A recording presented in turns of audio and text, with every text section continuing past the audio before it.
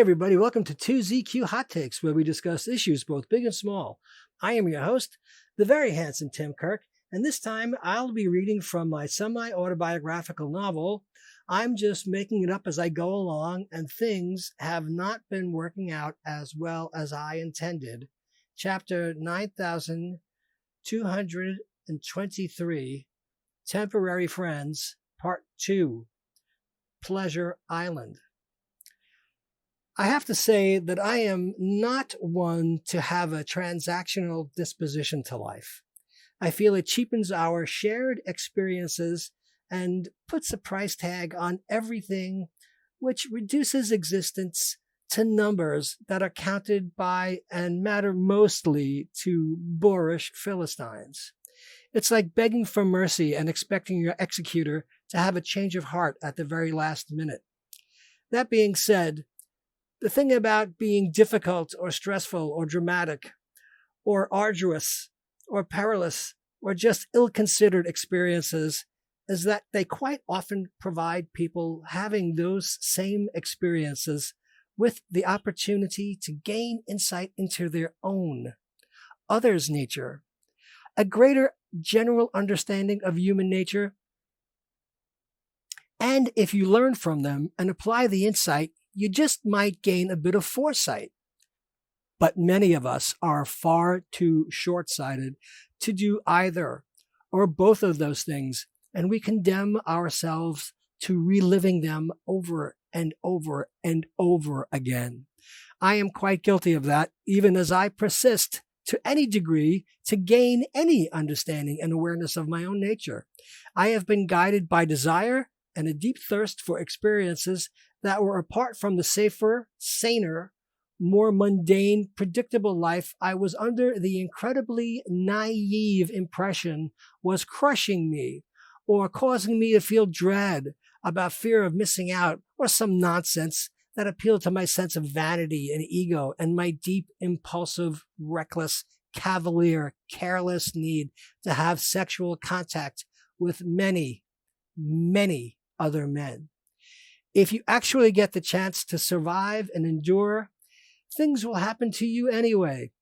But I pushed my luck.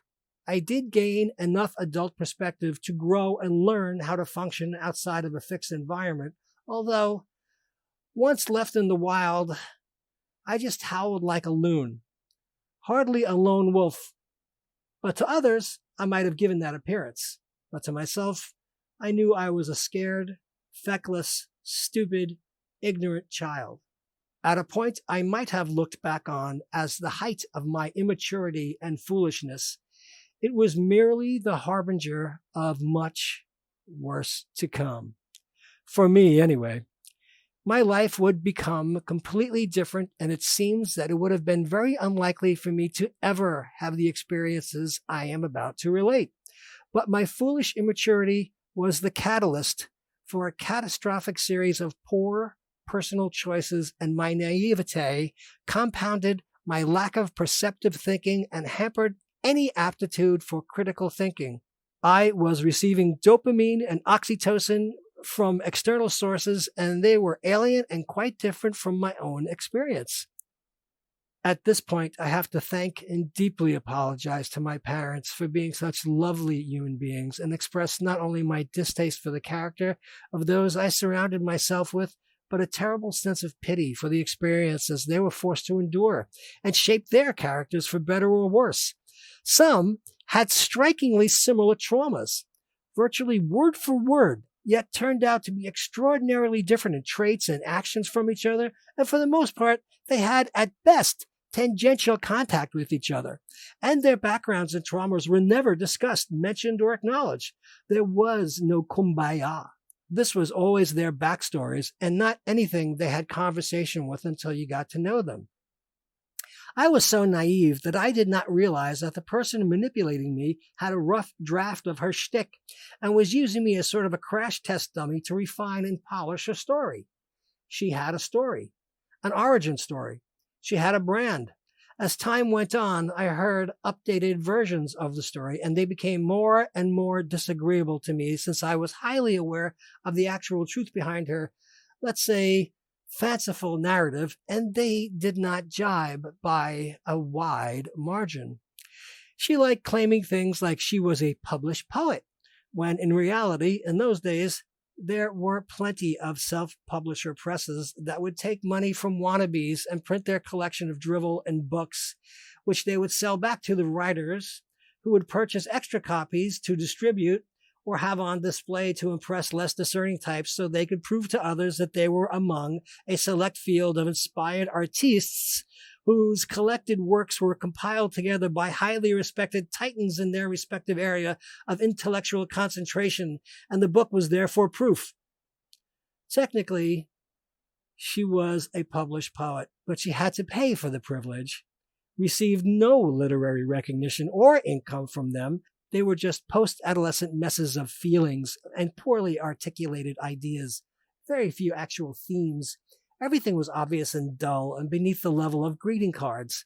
There was no literary agent, powerhouse, or critically respected editorial staff seeking out these people's output, just a press or a mid-scale printer who had the extra physical facility in which to make money off of schnooks determined to satisfy an itch.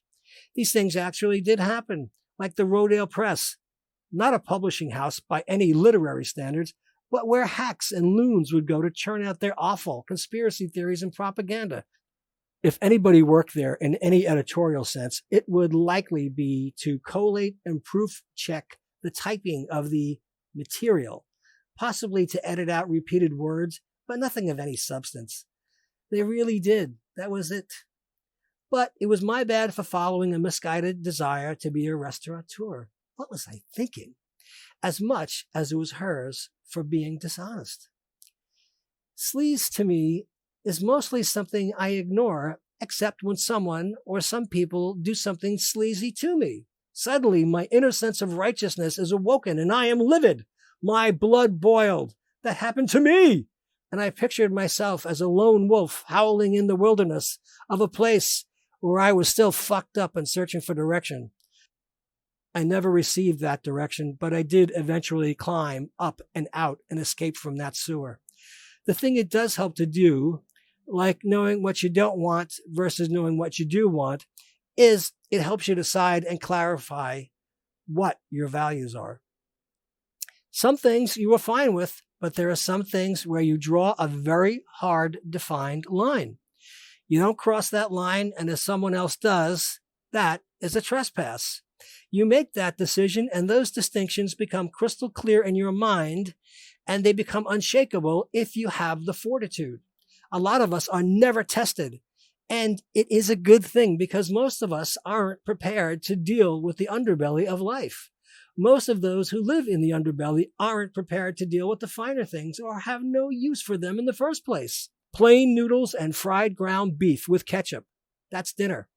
And I actually knew someone I did not particularly want to know who preferred fried ground beef and plain noodles with ketchup as his most frequent evening meal. He also coincidentally expressed himself crudely and with violence. Imagine that. He was not only stagnant, but had regressed on the social ladder. I did not know that he came from a highly abusive, dysfunctional background where his, for lack of better words, father thought it was amusing to moisten his finger by sticking it in his mouth, then place his moistened finger in an empty light bulb socket where the fixture was in the on position and grab one of his children's shoulders while they were eating breakfast and using a metal spoon. Because that would be funny to electrocute them while they were eating, because the metal would electrocute them. And if they had fillings in their teeth, that would be even funnier to him. Then, in what seemed to be a very uncharacteristic show of humanity, the abusive father took this fried ground beef noodles and ketchup guy in after the ground beef guy's parents were killed in an auto collision, which left him homeless and wandering the streets to fend for himself at the age of 12. Really? That was his father's good or fun side, doing that act of kindness. This is not a story with any happy endings, and for myself, it was a relief to extricate myself from a horrid mess of backbiting, drug-addicted, conscience-free, nihilistic, pleasure-seeking, hedonistic, ethically challenged, dishonest, atrocious, larcenous, culturally illiterate, mentally unhealthy, self-centered, obnoxious lowlives, constantly generating ill will. Like the cast of Seinfeld before their retribution comeuppance at the end, but on steroids and to the nth power. I had the bad fortune of becoming entangled with and stumbling into a demimonde of depravity. I felt like Pinocchio on Pleasure Island. I was a stupid little boy who was disobedient and played hooky from school. Precisely. What an idiot. I certainly was, to put it kindly, a donkey. I was fortunate enough to make my escape, but only after experiencing something I would not wish on the vast majority of people. It was like being in a terrible jail of the mind and spirit while being obligatorily affixed to a rotting corpse, in the figurative sense. And to them, it was business as usual. Everything was fine. Everybody goes through life attached to a rotting corpse. What's your problem, Mr. Big Time? Too good for the stench of rotting corpses? Oh, la-di-da, you fag. This is the way of things. C'est la vie. And this, unknown to me at the time, or should I say unbeknownst, was on its way to become the coda to the death of someone else who succumbed to a heroin overdose in a basement by himself. Yep, 2 people in my life that I know of for certain died from heroin overdoses in basements. I don't know if that is a thing, but it was in my life. So to me, it is a thing. And a lot of other people I knew died from drug overdoses, and I don't know exactly where they died. And I still mourn a few of them because they were good friends. And others, I just shake my head and sigh because, like the guys who died in basements, everybody saw their demises coming. Meanwhile, I'm dealing with bi-curious buddies who wanted to cheat on their girlfriends and fiancés with me. And I was at the time struggling with my identity on a meta scale, which was weighing very heavily on my mind at all times. And it was such a pointless burn, constant burn inside me. But it was made worse in terms of mental and emotional stress when compounded with my day-to-day experiences in hell. I knew and I know some bad people. I don't know if they are still alive, but they were bad. Bad to the bone. I assume most of them have perished. Others could be in prison. I did have a lot of bi-curious buddies. I counted 22 of them, straight to the core in public. Many with girlfriends and fiancés, as I said before.